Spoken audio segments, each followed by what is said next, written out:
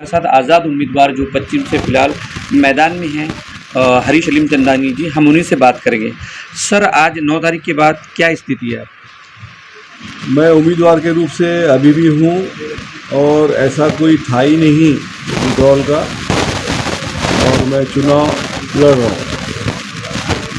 Sir, कुछ इस तरह की बातें मीडिया के माध्यम से या सोर्स के माध्यम से ये आई कि आपको पार्टी की ओर से कुछ ऑफ़र दिए गए, जैसे महापौर का पद दिया जाएगा या फिर जिला अध्यक्ष दिया जाएगा, इस बारे में कुछ जाना? मुझसे कांटेक्ट हुआ था और अभी तक मैं 10 साल से वहाँ पर सभी कार्य कर रहा था, लेकिन अभी तक तो इस टाइप का कुछ दिया नहीं था। लेकिन बाद में ये कहा जा रहा था कि आपको ये देंगे, लेकिन अभी मेरा कोई महापौर या मतलब इस टाइप का नहीं। अभी जो है, मैं विधायक के लिए चुनाव लड़ रहा हूँ।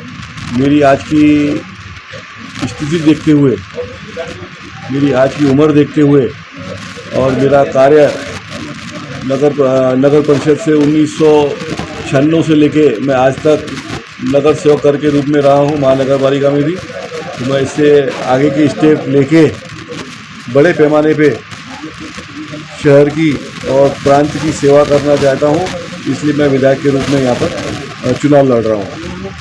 सर, एक सवाल ये भी था कि आपके पीछे एक बड़ा समाज है, आपके पीछे जिनकी बड़ी मात्रा में एक वोट बैंक है।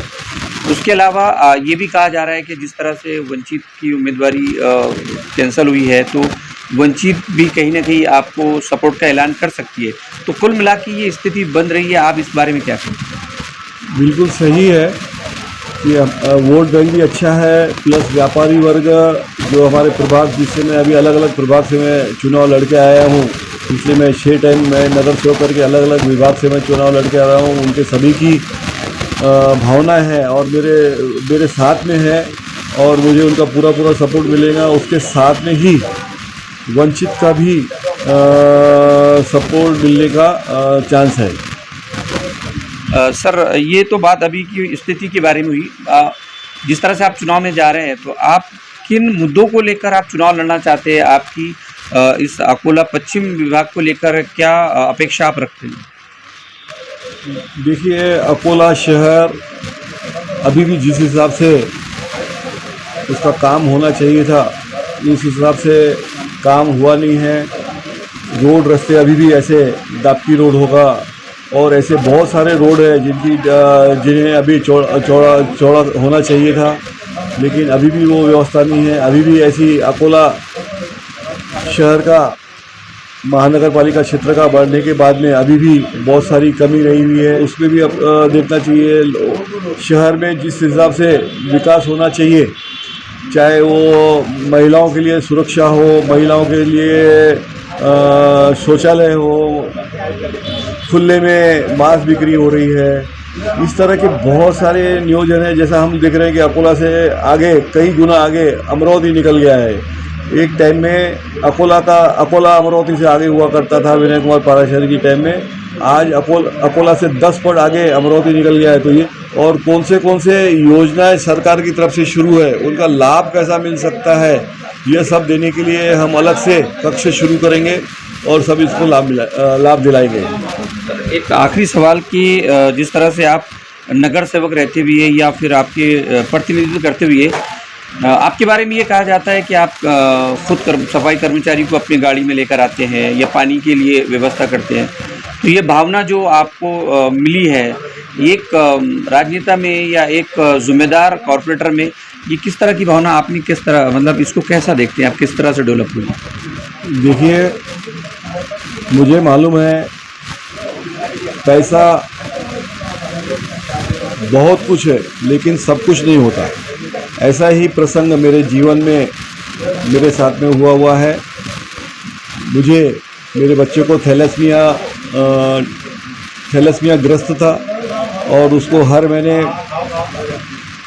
रक्त की ज़रूरत पड़ती थी और उसका इलाज करते करते हम बाहर अब्रॉड भी गए थे। उसके बाद में भी हम उसके लिए कुछ नहीं कर पाए थे। तो उस दिन के बाद में